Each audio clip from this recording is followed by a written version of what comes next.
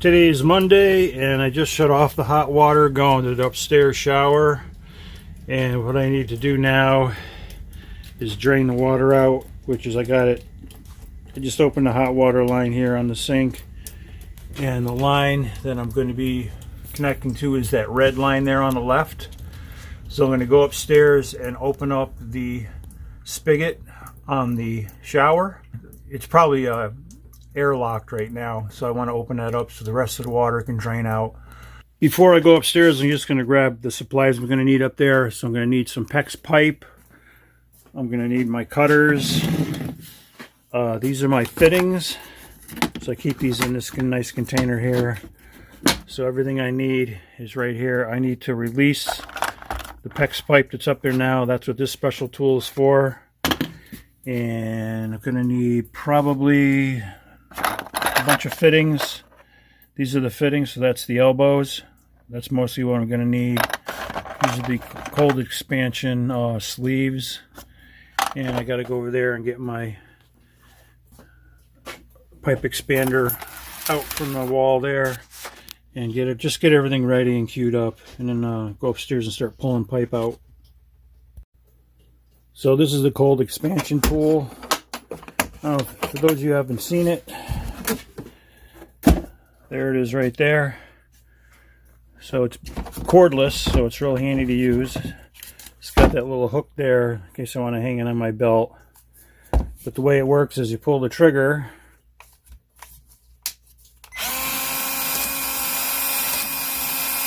and that's the working end of it. And I'll show you how that works, just so everybody knows how I'm using this. Okay, here's how the cold expansion pipe works. So I have my cold water pipe here. This is called the expansion sleeve. So this goes on first. And it goes over the pipe, and there's a stop there so it doesn't go all the way through. Then what I do is I put it in here, and I pull the trigger.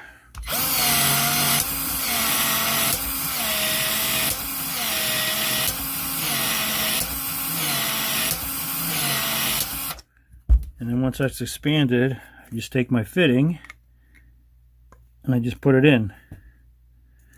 And what will happen is the memory of the plastic will try to go back to its original size, which was expanded out. You can see the little expanded area to the left of that white fitting.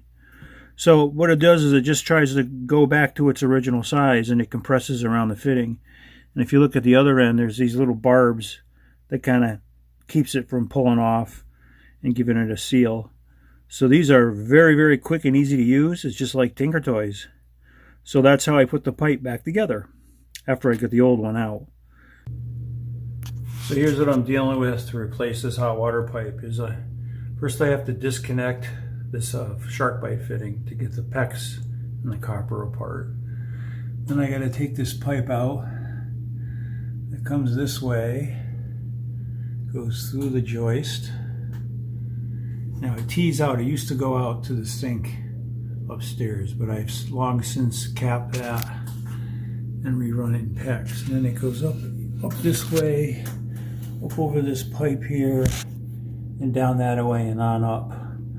So what I need to do most likely is cut it up there where it's going up into that cavity, and then I can reconnect with an elbow.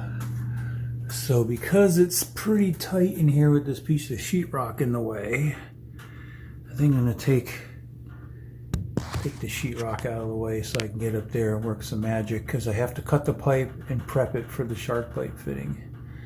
So this piece of sheetrock's in the way, and it's just temporarily holding our light. So I'm going to take that down first just so I have access. First things first, pull this light out of here. And these are just clips. This is not a big deal, just unscrew it. There we go. So that's a wafer light. Those are real easy to get in and out. So this sheetrock was just put up to simulate where the final placement of the lights will go. So this is going to get replaced with a full sheet of sheetrock. So this is just temporarily up here, just to hold the light in place. So just transfer these measurements to the full sheet of plywood that's going to go up here next, and that'll be a done deal. All right, so that's all set. Probably good and dusty up there. There we go. Let's get that out of the way. So I'm going to take the pipe out from that fitting all the way up through here, through the joist, and to the right, and over that pipe there and here. So I got to take all this out.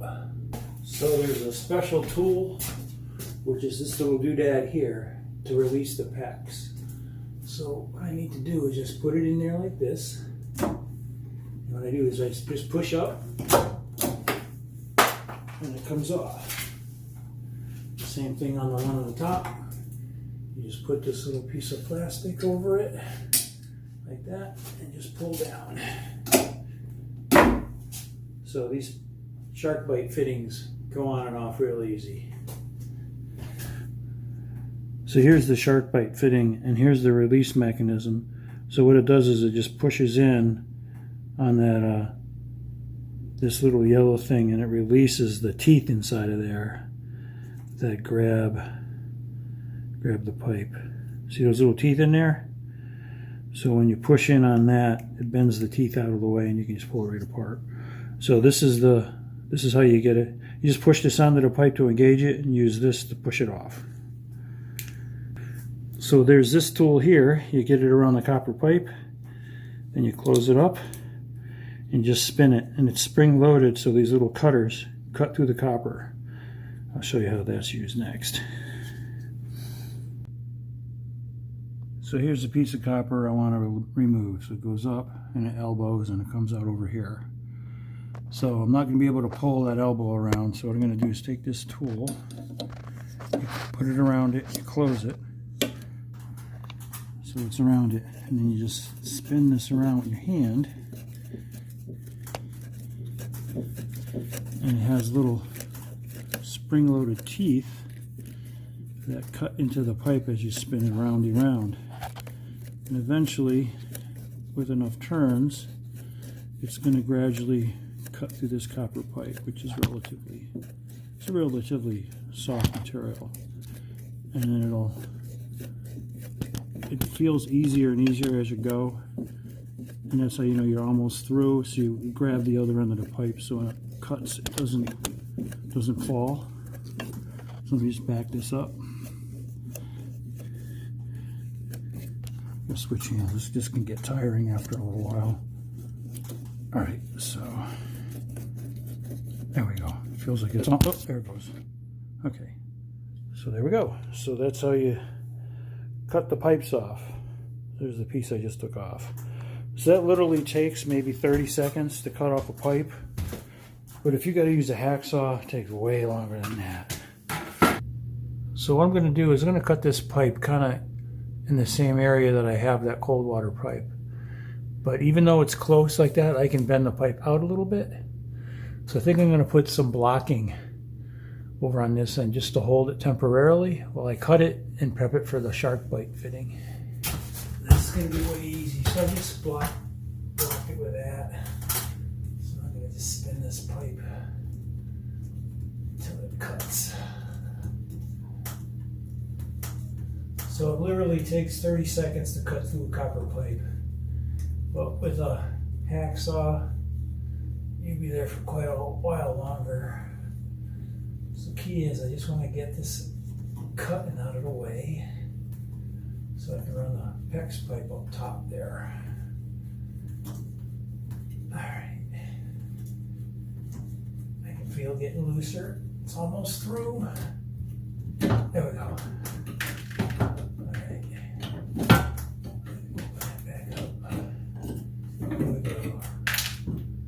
So you got that out relatively intact. There we go. That's what I had to take out. So here's what the pipe looks after it's prepped. So I chamfered the inside diameter, and the outside is cleaned up with the emery cloth. So now I'm ready to put the shark bite fitting on that, and then work my way back to the pecs. So let me show you how that works. Okay, I already put the shark bite fitting on. That's right here. So now to make the next connection, there's this gauge that you put over your PEX pipe or your copper, whatever you're going to use your shark bite on. And you draw a line right along the bottom over where that comes out. So see how we got a line on the end of that pipe? That's how far it needs to engage the shark bite fitting. So I'm going to get this pipe up where it needs to go. What I'm going to do is I'm going to engage it. Just put it in there. Push it in until it stops. There we go. And we're all set. There, that's all there is to it to make that connection. It just push to fit. Done. Okay, so the next piece of pipe has to come through that chart up hole.